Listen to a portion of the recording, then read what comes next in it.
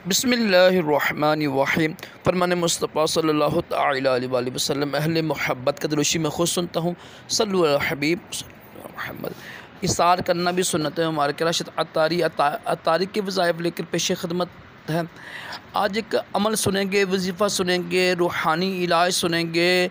खाना हज़म करने के लिए बकरा ईद आ रही है ना, तो तकरीबन हर बंदे का मैदा ख़राब हो जाता है। कोशिश करें एक तो कम खाएं और मुनासिब मक़दार में खाएं। को फक्की बना लें आप ना, फक्की बना लें आप।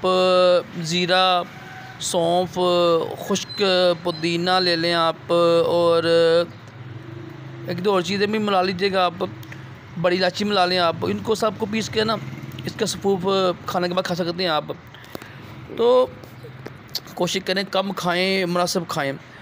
जब भी खाना खाएं ना, जब भी खाना खाएं तो इसकी दुआ पढ़ लिया करें। दुआ पढ़ने से इंशाल्लाह नुकसान नहीं होगा।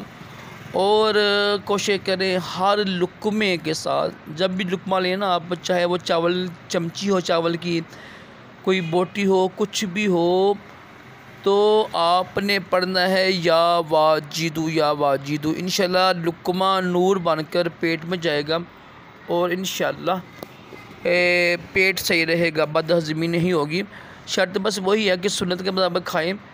ताकि जो सुन्नतें हैं ना, यानी आहिस्ता आहिस्ता खाएं, चबा के खाएं। जो भी सुन्नतें हैं ना, उस पर अमल करें। जब नबी पाक अलैहि सलाम की सुन्नत के मुताबिक खाना खाएंगे ना, तो इंशाल्लाह पेट की सारी बीमारियाँ इंशाल्लाह दूर हो जाएंगी।